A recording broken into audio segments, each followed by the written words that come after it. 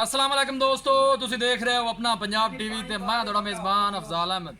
सब तो पहले अपने चैनल को करो सब्सक्राइब ते नाल ही लगी हुई घंटे दबाओ क्योंकि सारी लेटेस्ट और बेहतरीन वीडियो साढ़े दोस्तों तक पहुंचे सब तो पहले। लो जी दोस्तों, अज असीं अपना पंजाब टीवी के 4 जानवर सेल किए ने। 3 मझां ने, 1 वैड़ है। साढ़े बहुत ही अच्छे सबसक्राइबर ने अफजाल वड़ैच साहब फैसलाबाद तो उन्होंने जानवर खरीदे ने। जानवरों की लदाई कराने लगे हैं। 3 जानवर लोड करा दिते हैं। एक झोटी है वो लोड करन लगे हैं। कैमरामैन से थोड़ा झोटी नज़र मराओ। भाईजान छड्डो, लै चलिए।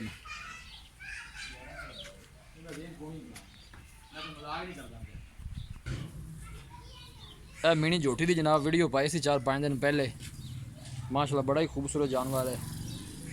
साढ़े बहुत ही अच्छे सबसक्राइबर ने अफजाल वड़ैच साहब फैसलाबाद तो जी, उन्होंने जानवर साढ़े को लै ने जी।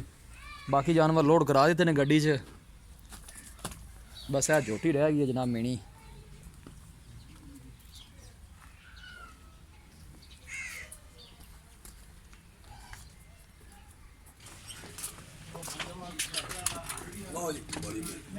बाबा जी रेट बात कर दो जी हाँ सवाल बड़े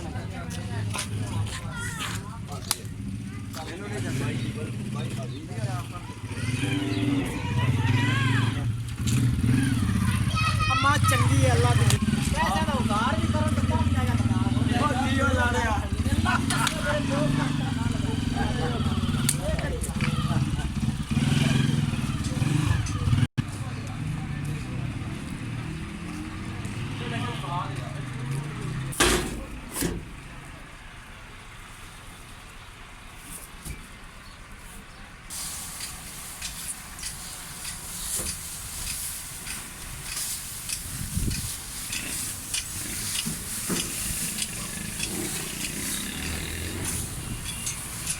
ठीक है सारा जाओ जी जाओ जी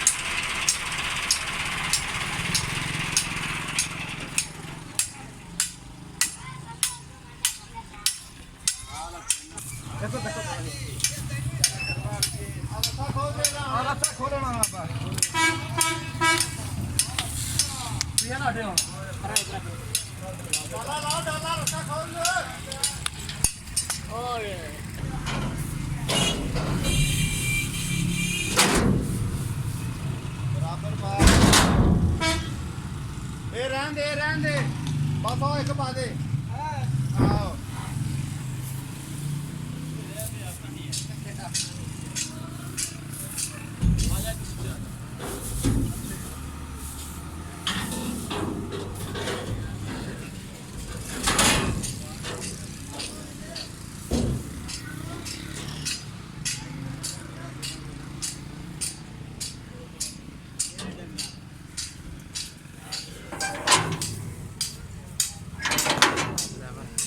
बस ठीक है बहुत ही करना है मालक है।